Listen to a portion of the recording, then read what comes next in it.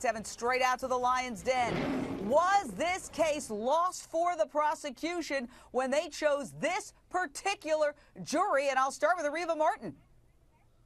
Yes, Jane, I think the case, went downhill from the time the jury selection was completed. You had this homogeneous jurors, 6 women, 5 of whom were white women. And we heard B37 say she basically could not identify with the witnesses that were put on by the prosecution, particular Rachel Gentile. She described Rachel in almost pathetic terms. She said she didn't understand her, she couldn't relate to her, and she talked about George Zimmerman as if he were the victim. So George, who's living, she had more empathy for than Trayvon Martin, this dead teenager. And that's very disturbing, and I think it tells us a lot about how this jury saw this entire case through the prism of their own eyes, and eyes that could not identify with this African-American dead teen, but yet identify with George Zimmerman. Said it got far.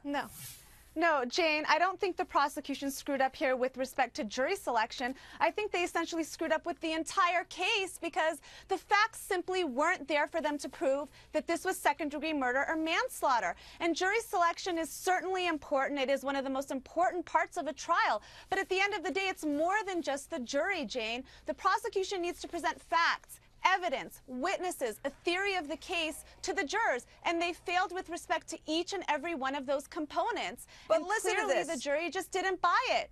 They didn't buy their theory. How she almost gushes over the defendant. Yeah. Prosecutors tried to paint Zimmerman as this overeager wannabe cop who profiled Trayvon Martin.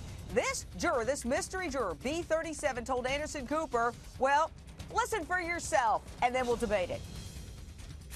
I think he's overeager to help people, like the lady who got broken in and robbed while her baby and her were upstairs. I mean, you have to have a heart to do that and care to help people. I was sitting there with a pair of rusty scissors and my son in one arm. He was just saying that he wanted to make sure we were okay. So I was just appreciative that he was offering his hand. That young woman who you saw testifying there was George Zimmerman's neighbor, who testified she had experienced this terrifying home invasion, and that George Zimmerman came over and comforted her and offered her help and got her a lock for her sliding door and said, come over and have dinner with my wife.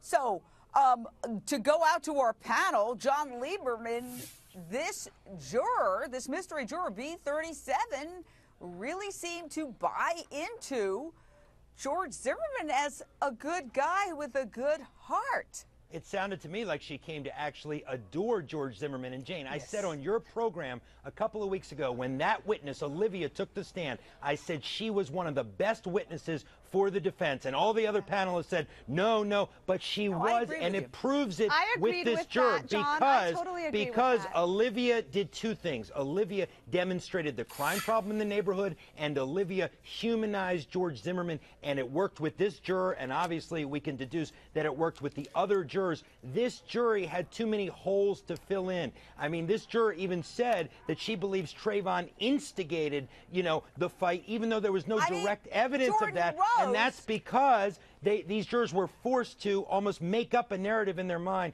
because prosecutors didn't have the evidence for second degree. Jane, where are the jury consultants? I have a good friend in Los Angeles who's a jury consultant. Her entire job is to sit there and look at jurors and say, don't pick that one. Don't pick that one. Don't pick that. Pick that one. Why didn't the prosecution do that? I think, Jane, that the jury, if you think about it, okay, the prosecution obviously knew that they had no facts. They didn't even posit another theory of what happened that night when they started to fight. And so they thought, okay, we need to get sympathetic mothers, and all but one of these women were mothers.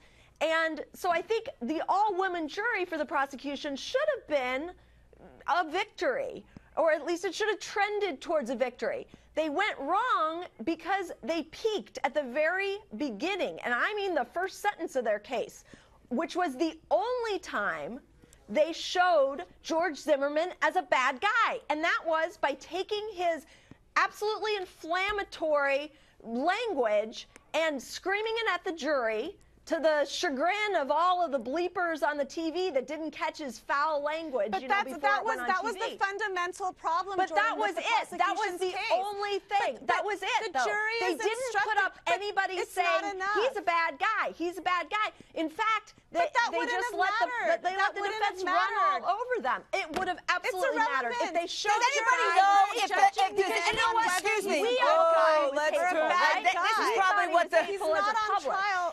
This That's could have a been what the He's on women in trial. the jury That guy's room on sounded trial, like. and they didn't put him on